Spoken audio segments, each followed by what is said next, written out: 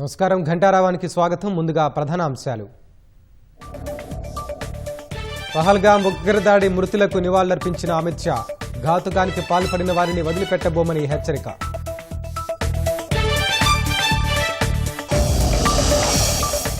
ప్రధానితో భద్రతా వ్యవహారాల కేబినెట్ అత్యవసర భేటీ. పహల్గాం ఉగ్రదాడి, కశ్మీర్లో తాజా పరిస్థితిపై సమీక్ష.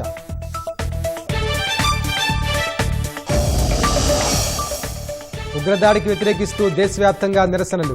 కశ్మీర్లో బంద్కు పిలుపునిచ్చిన రాజకీయ పార్టీలు.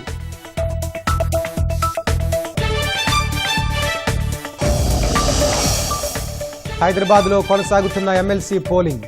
ఓటు హక్కు వినియోగించుకుంటున్న పలువురు నేతలు.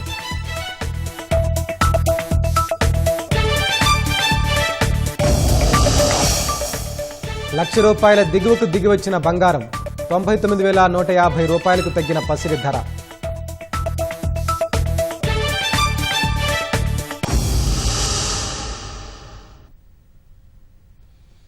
పహల్గాంలో ఉగ్రదాడిపై యావత్ ప్రపంచం ఖండించిన వేళ ప్రధాని నరేంద్ర మోదీ అత్యవసర సమావేశం ఏర్పాటు చేశారు. సౌదీ పర్యటన మధ్యలోనే ముగించుకుని ఢిల్లీకి వచ్చిన ప్రధాని విమానాశ్రయంలోనే హోం, విదేశాంగ శాఖ అధికారులతో సమావేశమయ్యారు. అజిత్ డోభాల్, విదేశాంగ మంత్రి జయశంకర్ ప్రధానికి ప్రస్తుత పరిస్థితిని వివరించారు.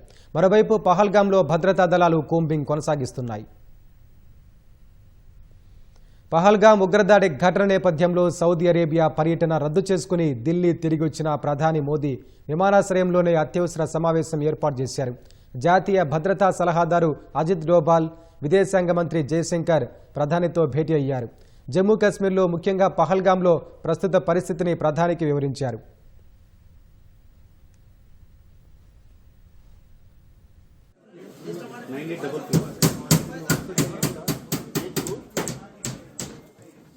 అటు పహల్గాంలో గాలింపు చర్యలు కొనసాగుతున్నాయి. బైసరన్ సమీప అటవీ ప్రాంతంలో భద్రతా దళాల కూంబింగ్ నిర్వహిస్తున్నాయి. ఉగ్రవాదుల కోసం గాలింపు చర్యలు కొనసాగుతున్నాయి. ఇప్పటికే ఎన్ఐఏ బృందం శ్రీనగర్ చేరుకుంది. పహల్గాం ఉగ్రదాడి ఘటనపై ఎన్ఐఏ బృందం దర్యాప్తు చేపట్టింది.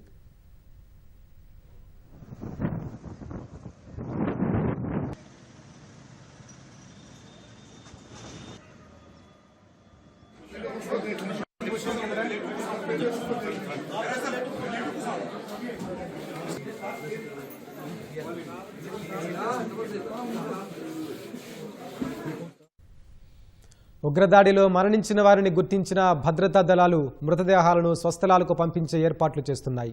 26 మందిని ముష్కరులు బలి తీసుకోగా అందులో 2 విదేశీయులు కూడా ఉన్నారు. మరణించిన వారిలో ఒకరు హైదరాబాద్లో పనిచేస్తుండగా విశాఖకు చెందిన చంద్రమౌళి కూడా ఉన్నారు.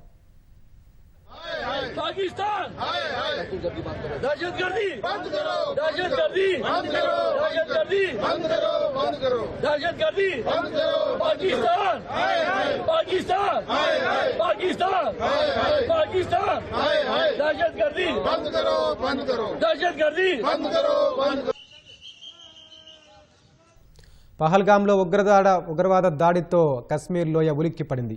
ఇప్పటి వరకు ప్రశాంతంగా ఉన్న కశ్మీర్లో ఉగ్రదాడితో స్థానికులు దిగ్భ్రాంతికి లోనయ్యారు. దాడికి నిరసనగా మృతుల కుటుంబాలకు సంతాపం తెలుపుతూ కశ్మీర్లో బంద్ పాటిస్తున్నారు.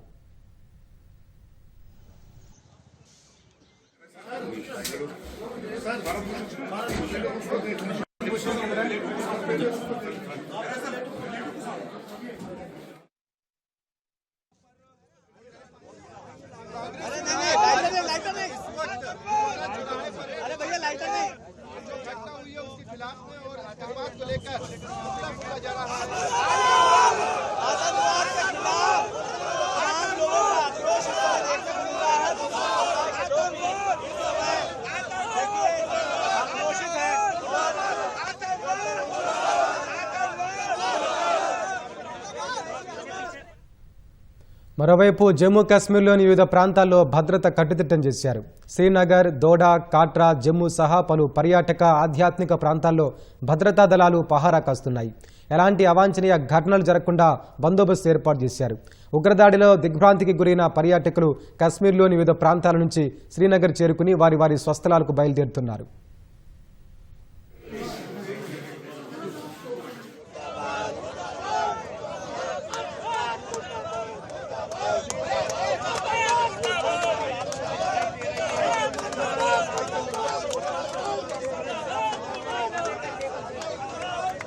दर्दनाक घटना है देश के लिए।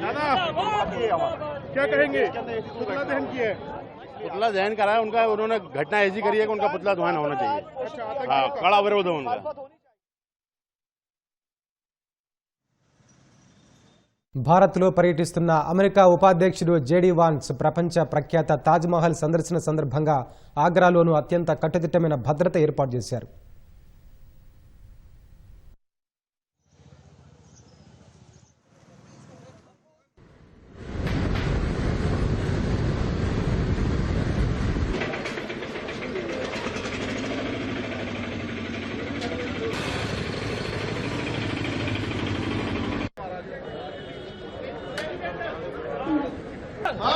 पाकिस्तान दहशतगर्दी बंद करो, दहशतगर्दी बंद करो, दहशतगर्दी बंद करो, बंद करो, दहशतगर्दी बंद करो, पाकिस्तान पाकिस्तान पाकिस्तान पाकिस्तान दहशतगर्दी बंद करो, दहशतगर्दी बंद।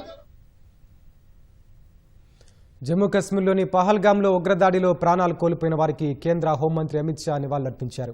ఇందుకోసం ఉదయం శ్రీనగర్కు చేరుకున్న అమిత్ షా పుష్పగుచ్చంతో శ్రద్ధాంజలి ఘటించారు. బాధిత కుటుంబాలను కలిసి పరామర్శించారు. ఘటన వెనుక ఉన్న వారిని వదిలిపెట్టబోమని స్పష్టం చేశారు. మరోవైపు పహల్గామ్ ఘటనకు నిరసనగా కశ్మీర్ లోయలో అన్ని వర్గాల సంస్థలు బంద్ పిలుపునకు మద్దతిచ్చాయి. గత 35 సంవత్సరాల్లో తొలిసారిగా ఓ ఉగ్రవాద ఘటనకు బంద్కు మద్దతిచ్చాయని అధికారులు తెలిపారు.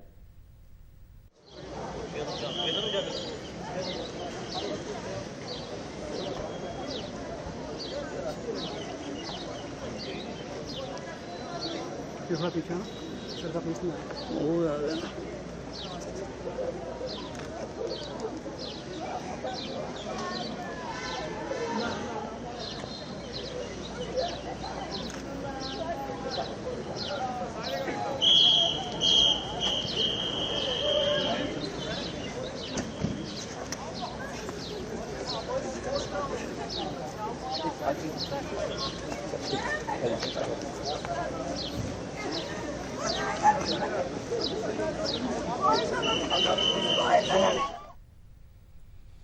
పహల్గామ్లో పర్యాటకులపై ఉగ్రదాడికి వ్యతిరేకంగా దేశవ్యాప్తంగా నిరసనలు వ్యక్తమవుతున్నాయి. పార్టీలకు అతీతంగా పలువురు నేతలు ఉగ్రవాద ఘటనను తీవ్రంగా ఖండించారు. పర్యాటకులపై దాడిని ఖండిస్తూ జమ్మూ కశ్మీర్లో పలు హిందూ సంఘాల నేతలు ఆందోళన నిర్వహించారు. పాకిస్తాన్కు వ్యతిరేకంగా నినాదాలు చేశారు. ఈ ఘటన వెనుక పాకిస్తాన్ హస్తం ఉందని ఆరోపించిన నిరసనకారులు ఆ దేశానికి కేంద్రం గట్టి బుద్ధి చెప్పాలని డిమాండ్ చేశారు. पाकिस्तान दहशतगर्दी बंद करो, दहशतगर्दी बंद करो, दहशतगर्दी बंद करो, बंद करो, दहशतगर्दी बंद करो, पाकिस्तान पाकिस्तान पाकिस्तान पाकिस्तान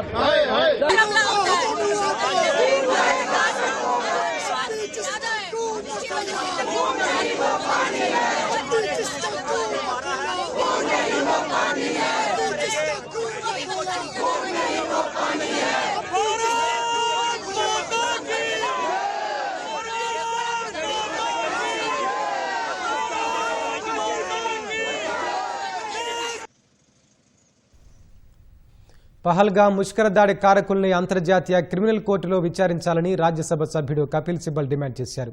పాకిస్తాన్ ఉగ్రవాద దేశం ప్రకటించేందుకు చర్యలు చేపట్టాలని హోంశాఖ మంత్రి అమిత్ షాను కోరారు. పక్కా ప్రణాళిక ప్రకారమే బైస్రన్ వ్యాలీలో ముష్కరులు దాడి చేశారన్నారు. It is a very carefully planned attack, right, to target innocent people. Now, what is more important is that General Asim Munir of Pakistan made a statement just 1 week ago. What did he say? Our stance is absolutely clear. It was our jugular vein. He's talking about Kashmir. It is our jugular vein. It will be our jugular vein. We will not forget it. We will not leave our Kashmiri brothers in their heroic struggle. Now, if the general makes this statement and an arm of a Lashkar-e-Toiba is doing this, and that they are all located in Pakistan, so it's an act of terrorism by the state. It's state-sponsored terrorism. Now, under our Terrorist Act, you can proscribe terrorist organizations. if it's state-sponsored terrorism, Pakistan should be proscribed as a terrorist organization. And those responsible for this should be prosecuted in the International Criminal Court, as is sought to be done by some other, against other heads of state, right? So I urge the Home Minister to proscribe Pakistan as a terrorist state and a terrorist organization under our Act, and move the International Criminal Court for prosecution. And I am sure that the entire opposition, at least I will stand by the Prime Minister and the Home Minister, and I'm sure the opposition will do that too.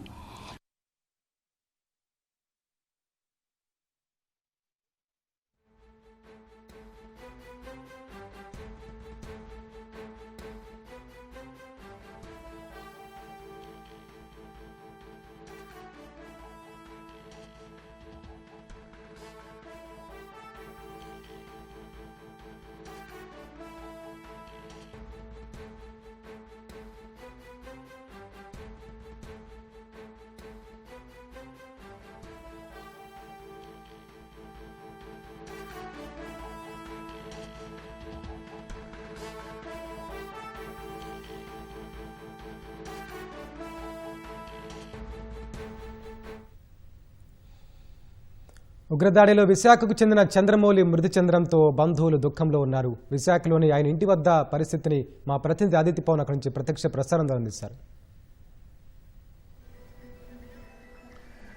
విశాఖలోని Pandurangapuram జీఈవి apartment anchorage apartment దగ్గర ఉన్నాం. ఇక్కడే JS Chandramouli ఈ అపార్ట్మెంట్లో ఉండేవారు. నిన్న కాశ్మీర్లోని పహల్గామ్లోని ముష్కరులు చేసిన దాడిలో మృతి చెందారు. చాలా బాధపడుతున్నారు. ఎందుకంటే ఈ అపార్ట్మెంట్కి వారు వైస్ ప్రెసిడెంట్గా ఉన్నారు. చాలా చక్కగా ఉండేవారు.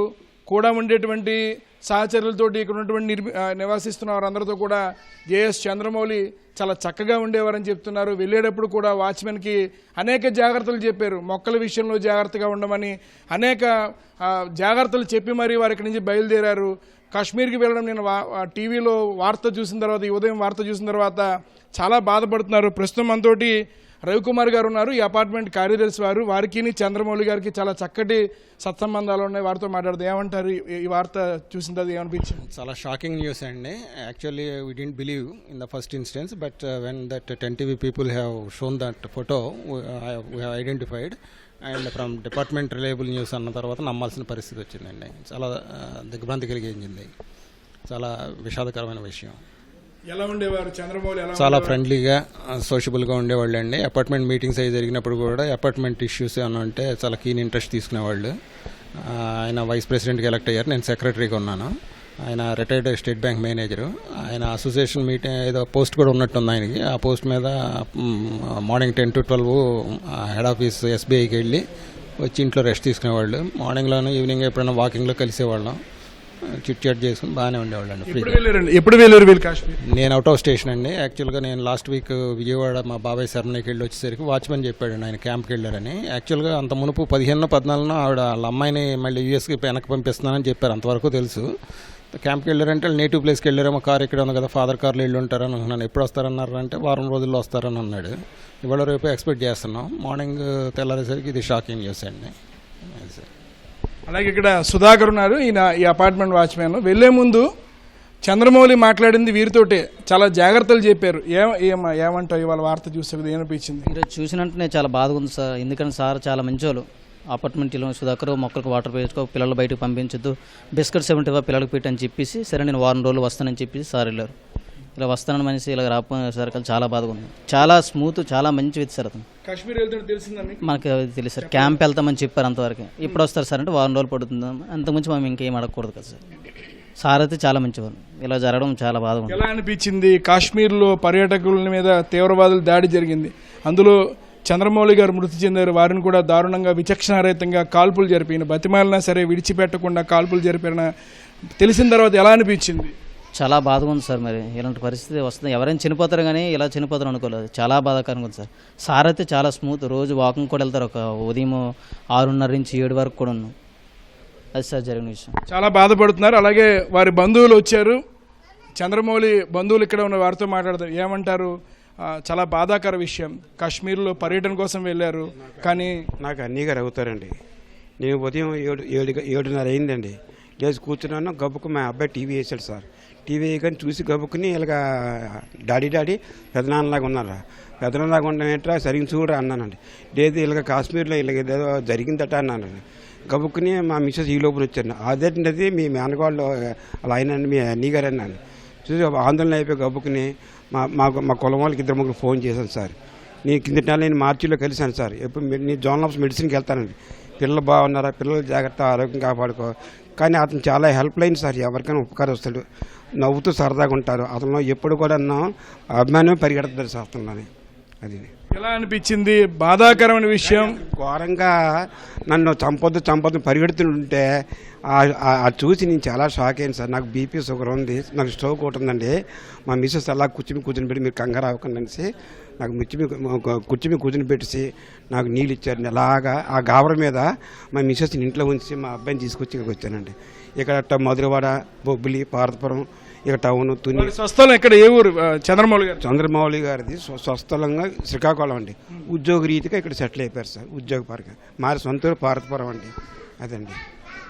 కుటుంబం, పిల్లలు ఎంతమంది? చంద్రమౌళి గారు 2 పాపలు సార్. బాగా సెటిల్ అయిపోయారు, మంచి లైఫ్ ఇచ్చారు సార్. అది కానీ ఒకటండి, ఆ టీవీ చూస్తుంటేనండి ఎంత ఘోరంగా జరుగుతుందో ఊహించుకోలేదండి. ఏంటిది ఎంత విచిత్రమా నేను నమ్మలేకపోయాను సార్. మా మిస్సెస్ అదేంటండి మీ అన్నీ గారు అంటే ఆ యాడ్ చూస్తుండండి కిందనే చాలా ఘోరంగా నాకు షేకింగ్ వచ్చింది సార్. నాకు ఎందుకంటే నాకు 3 ఆపరేషన్లు అయ్యాయి, బీపీ షుగర్ ఉంది, స్ట్రెయిన్ అయిపోతున్నానండి. అలాగే వారి బంధువులు ఉన్నారు, ఏమంటారు? ఎందుకంటే చాలా బాధాకర విషయం. అందరం చూసాం, దృశ్యాలు చూసాం. పరిగెడుతుంటే తుపాకుల తూటాలు గుర్చుకుని మరి వారందరూ మృతి చెందారు. విచక్షణారహితంగా కాల్పులు జరిపారు. ఎట్టి పరిస్థితుల్లో కూడా చంపొద్దని బతిమాలినా సరే దారుణంగా చంపినటువంటి పరిస్థితి తెలుస్తుంది. ఏమంటారు మీరు? ఎలా అనిపిస్తుంది?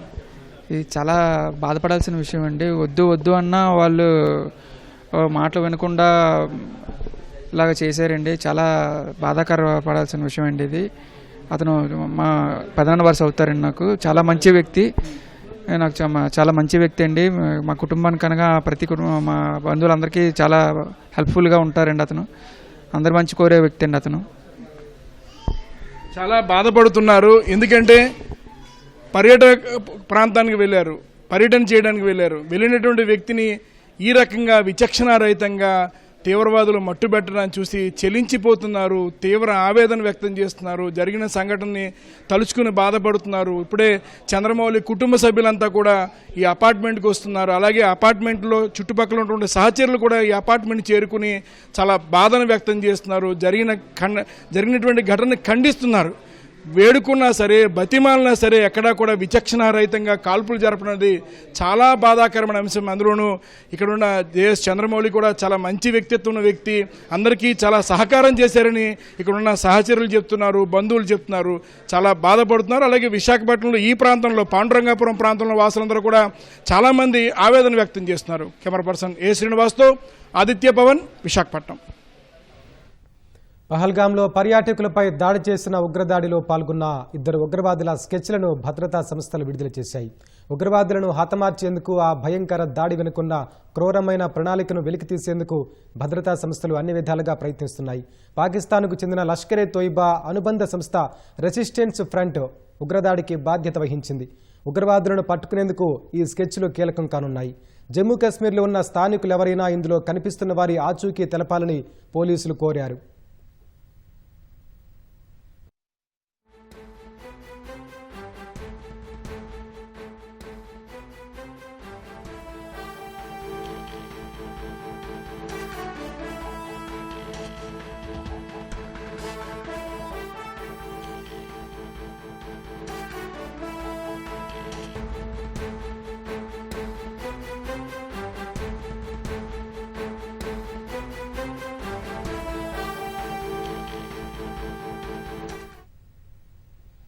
పహల్గాం ఉగ్రదాడి మృతుల కుటుంబాలకు జమ్మూ కాశ్మీర్ ప్రభుత్వం పరిహారం ప్రకటించింది. మృతుల కుటుంబాలకు 10 లక్షల రూపాయల చొప్పున పరిహారం ఇవ్వనున్నట్లు వెల్లడించింది. తీవ్రంగా గాయపడ్డ వారికి 2 లక్షల రూపాయలు, స్వల్ప గాయాలైన వారికి 1,00,000 రూపాయల చొప్పున ఇవ్వనున్నట్లు తెలిపింది. మృతదేహాలను వారి స్వస్థలాలకు చేర్చేందుకు అన్ని ఏర్పాట్లు చేసినట్లు జమ్మూ కశ్మీర్ సీఎం ఒమర్ అబ్దుల్లా సామాజిక మాధ్యమం ఎక్స్ వేదికగా ప్రకటించారు. గాయపడ్డ వారికి అత్యుత్తమ వైద్యం అందిస్తామన్నారు. పహల్గాంలో జరిగిన అహేయమైన ఉగ్రవాద దాడితో తీవ్ర దిగ్భ్రాంతికి వేదనకు గురైనట్లు తెలిపారు. అమాయక పౌరులపై జరిగిన ఈ క్రూరమైన అర్ధరహితమైన క్రూరత్వ చర్యకు సమాజంలో స్థానం లేదన్నారు. ఈ దాడిని తీవ్రంగా ఖండిస్తున్నామని పోస్టు చేశారు. దక్షిణ కశ్మీర్లోని పహల్గాంలో పర్యాటకులపై ఉగ్రవాదులు చేసిన దాడిలో 26 మంది ప్రాణాలు కోల్పోయారు. మృతుల్లో యుఏఈ, నేపాల్కు చెందిన 2 పౌరులు కూడా ఉన్నారు.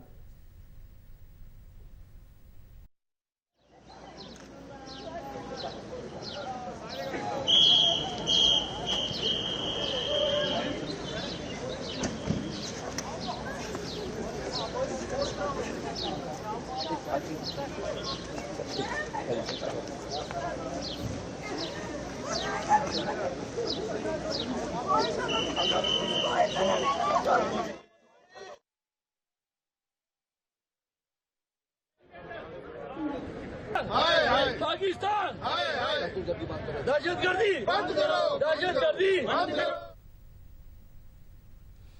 ఇంటెలిజెన్స్ వైఫల్యం వల్లే పహల్గాం ఉగ్రదాడి జరిగిందని ఎంఐఎం అధ్యక్షుడు అసదుద్దీన్ ఓవైసీ ఆరోపించారు. పుల్వామా ఘటన కంటే ఎక్కువ నష్టం కలిగిందన్నారు. ఉగ్రదాడిపై మోదీ సర్కార్ దృష్టి పెట్టాల్సిన అవసరం ఉందన్నారు. మృతుల కుటుంబాలకు ఓవైసీ సానుభూతి వ్యక్తం చేశారు.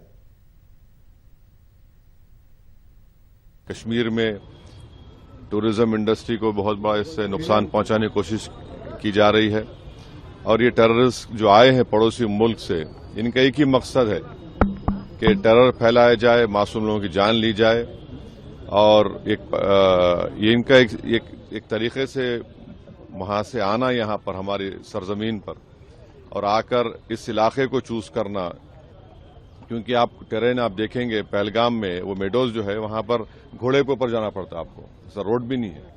तो ये बड़ा ही दर्दनाक और तकलीफदेह बात है और गवर्नमेंट ऑफ इंडिया और नरेंद्र मोदी सरकार से हम यही कहते हैं कि ये पूरी और पुलवामा से ज्यादा खतरनाक और दर्दनाक है और जितना जल्दी हो सके गवर्नमेंट उन परिवारों को से इंसाफ करे और हम तमाम कंडेम करते हैं और उम्मीद करते हैं कि हुकूमत इस पर एक स्ट्रिक्ट एक्शन लेगी। हैदराबाद के हमारे एक आईबी ऑफिसर की मौत हुई, कई उसमें ऐसे लोग हैं जो अपना मैरिज एनिवर्सरी बनाने गए, कई ऐसे लोग हैं जो अपनी शादी करके गए। तो ये तो बड़ा दर्दनाक है, तकलीफदेह बात है ये।